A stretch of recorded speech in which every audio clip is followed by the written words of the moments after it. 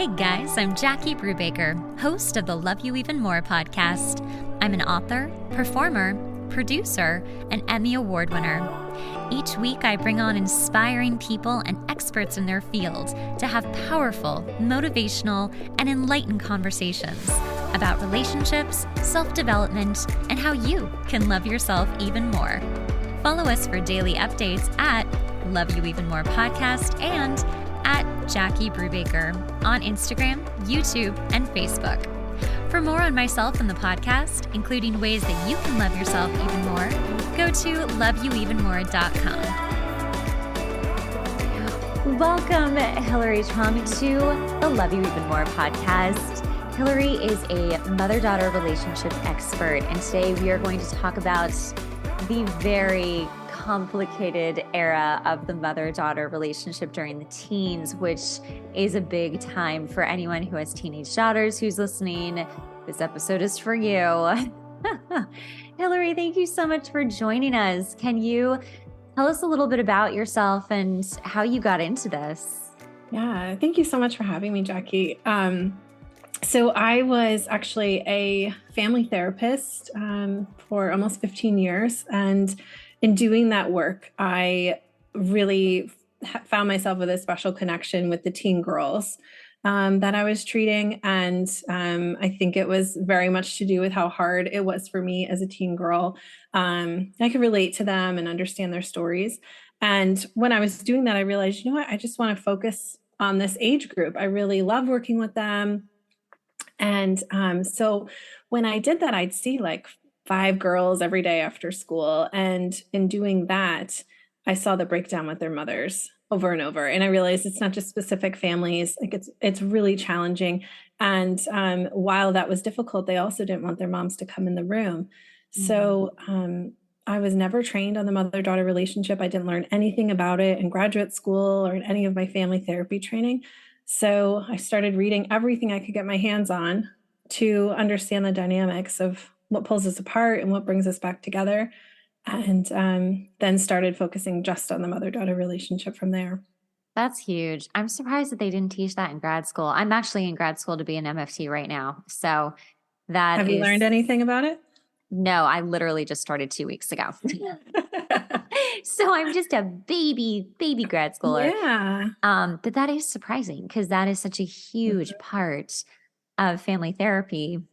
Mothers and daughters. Even in women's psychology classes. Yeah. It's just it's just treated like any other relationship in the family, unfortunately. And it really has specific needs that have everything to do with being female. Absolutely. So let's talk about those specific needs and why this relationship is so different between a daughter and her father, a daughter and her siblings, but really the mother-daughter relationship. What is it that is so specific and different about it? A lot of it has to do with how women are treated, how mothers are treated and respected in our culture. And really, I mean, it's anywhere and everywhere. Women are in charge of everything. They do it all. They have a really hard time prioritizing themselves and being prioritized by others. So often a mother's needs aren't being met, which means this is what daughters learn they deserve as well, is, not to have any emotional needs and can't ask for too much. I can't ask my mom for too much because she doesn't have much to give. And I don't deserve to have much. So we kind of pass these patterns down. And part of the work that I do is having women look at their family and look at the women in their family and identify these patterns. Did the women before you have their emotional needs met? Or were they silenced? Were they quiet? And this really then plays out in the relationship and causes conflict about whose needs are going to be met. Because, mothers often rely on their daughters, especially their eldest daughter, to meet those needs, rather than asking their partner, the men in the family, their sons, right? We rely on the women in our family. What are the needs that they're asking their daughters to meet? Listening to their feelings, having, conversations. I know many adult daughters whose moms will call them, every day or multiple times a week and just vent about everything in That's their life. me. Yeah. And it's too much. It feels heavy, right? And then it feels like, well, where am I in that as the daughter? How do I get my needs met? So really the flow of care in a healthy relationship will go from mother to daughter, where mother is listening to daughter's needs and to meeting her needs, right? And then that daughter is only responsible for her daughter or her children, not her mother as well. But Right. so often our moms didn't get that emotional care from their moms, right? So then they're leaning on us for that support. I feel like we're in therapy because that's exactly the trajectory of my family. So my mom's side of the family, we're all women. There's like no men, and if they were, that they're gone. So it's just a family of women, and also strangely, only children women. So Wow. fascinating dynamic. Never even saw it until someone pointed it out to me a while ago, and I was like, "Oh, you're right." But I've noticed that with obviously each generation is so different than the next, and there's, I mean, so much that changes. But, when I look at like my grandmother, she grew up during the Depression and, a very different time versus my mom who grew up during like, the hippie age and all of that. And then me who's growing up in this generation, it's all so, so different. But when I think about women like my grandmother's age, they're, it wasn't about talking about your feelings. It wasn't about expressing. It was about being quiet and just getting what's needed done.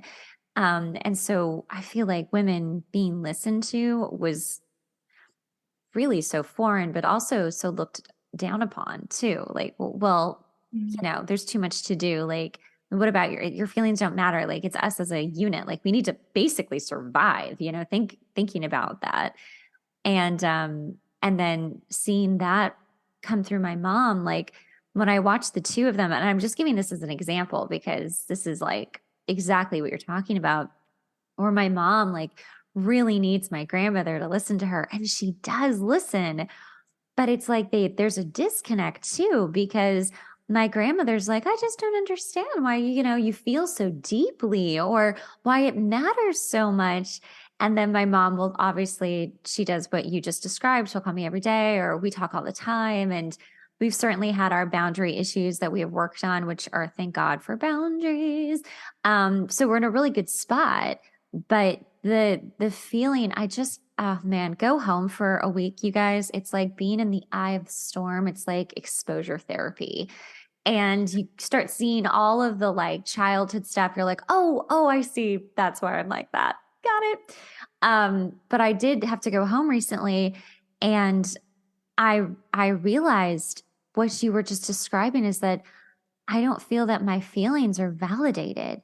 And I know that if I said that to my mom just plainly like that, she'd be like, that's not true. I listen to you. I'm absolutely listening to you and I validate your feelings.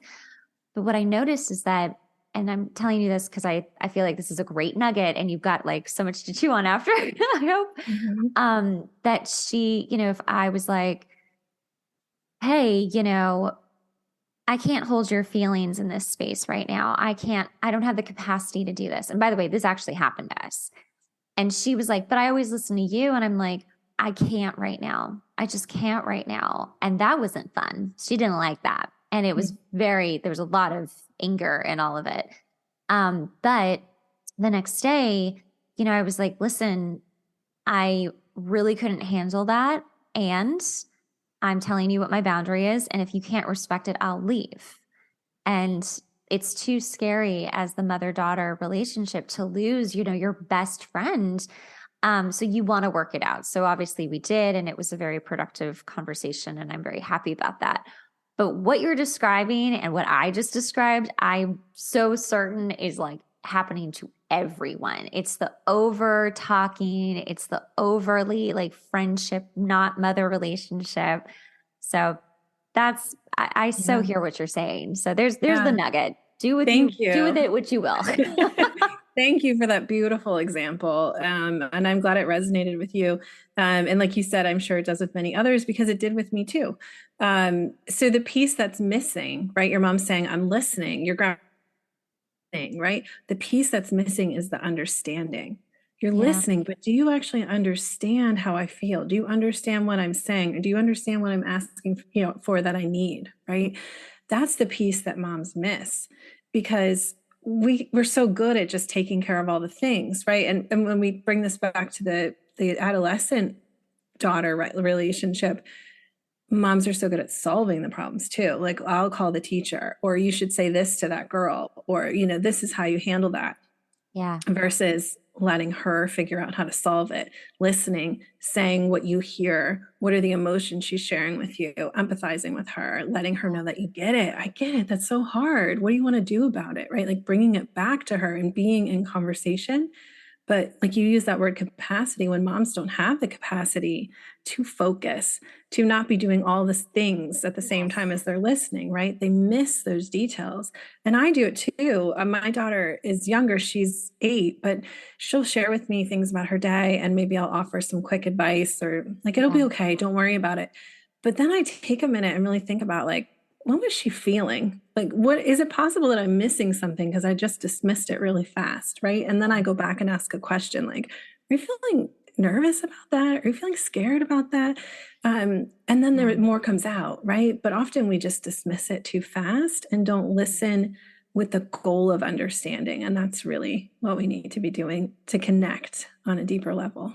That's such an easy tool. That's such an easy way to help solve this, where you're right. Women, we are just, they always say men are like Mr. Fix It, but I really don't think that's true. I think women are Mrs. Fix It. Like, we are always solving the problems. That's all I do all day long. That's like so inherent in all of us.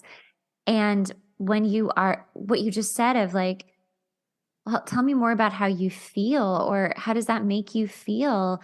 What are your feelings? Just asking that question of, just tell me what that feels like for you, is so empowering to the person who's receiving it. And it's so easy for us to do. Yeah, it is. It is. And this really all came together for me when I realized, maybe at 36, I was talking to my mom about something and she was saying, like, I'm listening, I'm listening. I'm like, but you're not hearing what I'm saying. I just felt like I hit a wall of like, why have I been saying the same thing to you my whole life? And this Yeah. isn't getting through. It's because she wasn't really hearing me. She wasn't really listening with the goal of understanding what it was I was saying. She was listening with the goal of making me feel heard, right? But not like truly getting it. And I think we miss that a lot as females. Like you said, even in our friendships and conversations we have, we're just quick to solve it, offer a resource, and we don't always want a solution for someone else. Sometimes we just want to talk about it. And that's just women in general. We do just want to vent. And what is the difference between, if you're telling me this and I'm saying, yeah, no, I hear you, but you are feeling that I don't really hear you. How can we break that down for someone who's like, no, I'm listening to you. I do, I get it, but the other person doesn't feel heard. How can we break that down and help that? So I would offer, if I'm on the receiving end, right, and I'm saying, I hear you, and the other person doesn't feel heard, I might say, this is what I'm hearing you say. Am I getting this right? And I tell them what I heard, right? And they might say, yeah, but you're missing this, right? You're missing this piece. And Okay. it's like, oh, okay, that's what I was missing. Now tell me, what do you need from me? What can I do for you? How Mm. can I support you? Right? Versus, okay, great, I got it. Now let's do this. Like, ask that person, what do they need from you? What are they looking for? And also, as women, we're not so great at that part either. Yeah. Saying, right? Like, who's asking us, what do we need? Right. But Yeah. when someone does, to really think about, like, what would actually feel helpful? How can my emotions be supported in this moment by this person? And even if they're not asking us, we got to tell them, right? We got to do that daily work of like, what do I need for myself? Who can help me with that? Who do I need to ask? Absolutely. Because when people are like, what can I do for you? Sometimes I'm just like, nothing. I'm, I don't know what you could do. I don't. Like, I'd love Yeah. to like give you something to do, but you don't know because we are so used to taking care of everything. Yeah. And I was thinking that when you were sharing about all the women in your family is often, and this is the story in my family, my mother's side is we're so strong and like proud of that. Like, I got Yes, this, I can take care of everything, I don't need a man, I don't, whatever. totally. Yeah, Right. But we're so out of touch with what we actually need. Right. We're completely. burnout, we're tired, we're overwhelmed. Right. So I do, when I work with mothers, I have them sit down every day, the beginning of the day, and reflect on what they need emotionally that day. Do they need to take care of something that they've been putting off? Do they need to have a hard conversation with someone? Do they need to say no to something or set a boundary? And really take a moment to reflect on that.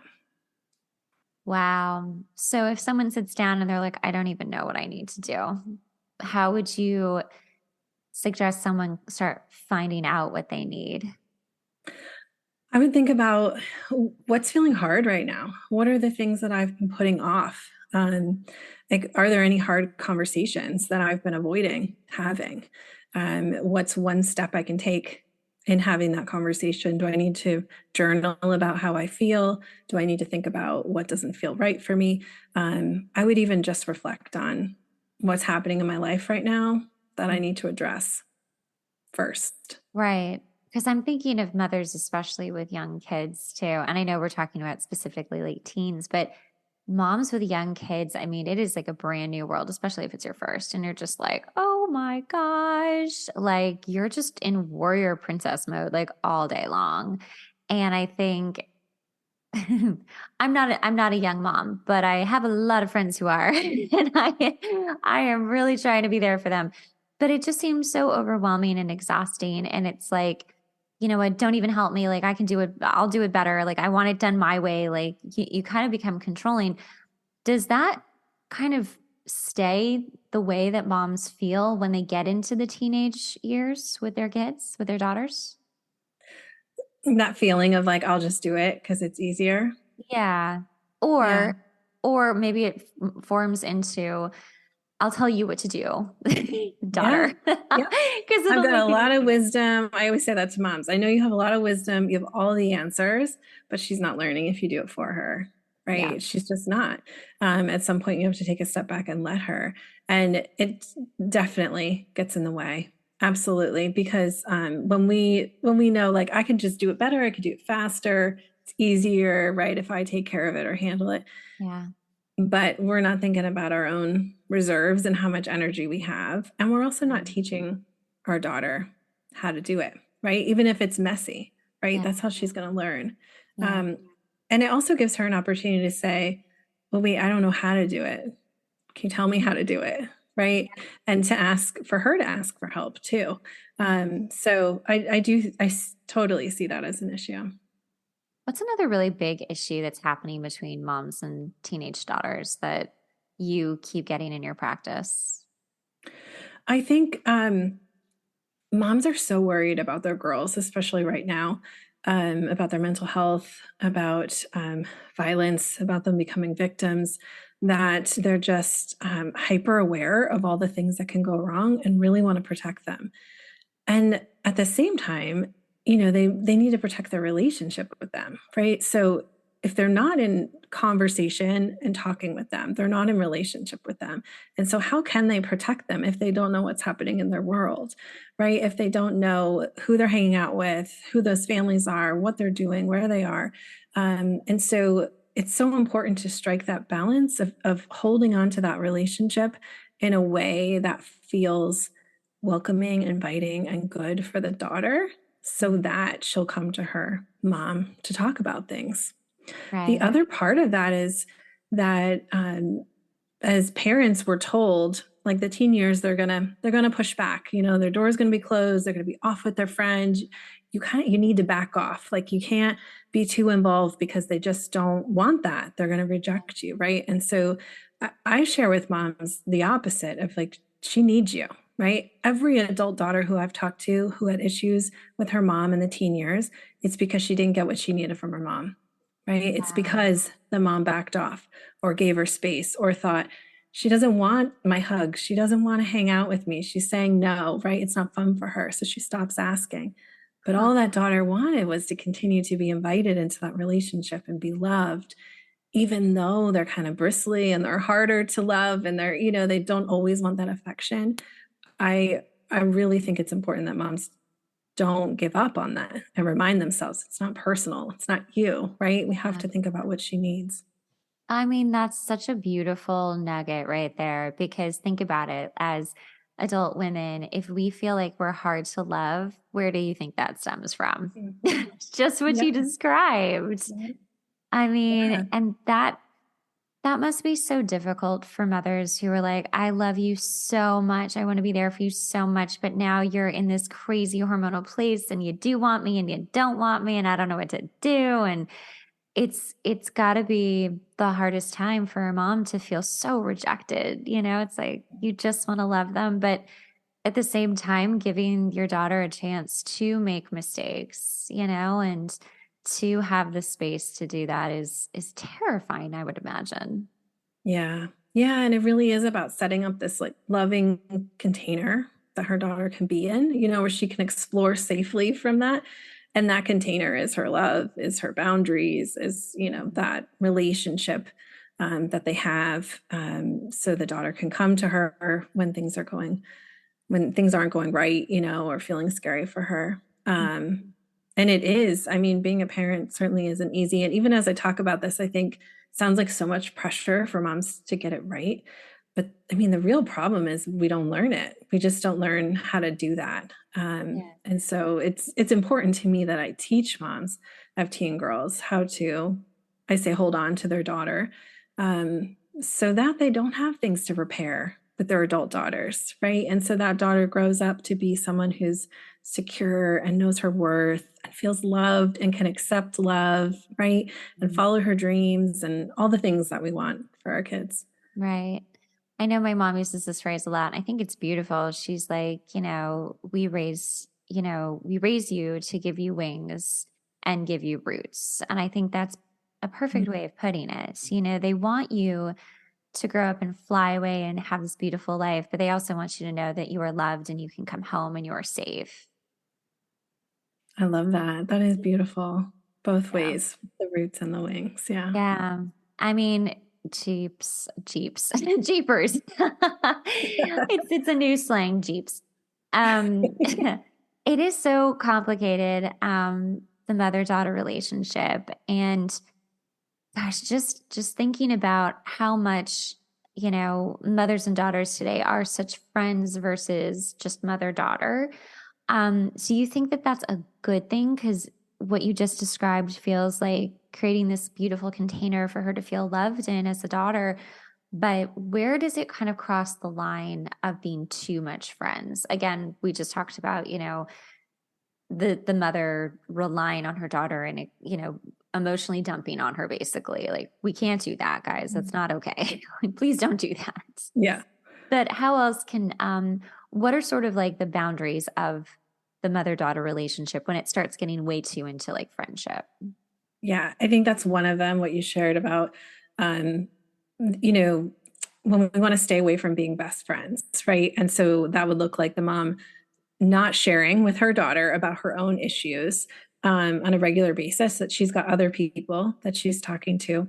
And the other part is having boundaries and having integrity, with your values and what you're teaching your daughter.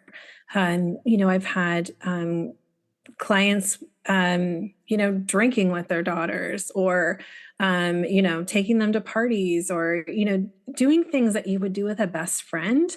And I'm talking about younger, daughters, doing things you would do with your best friend.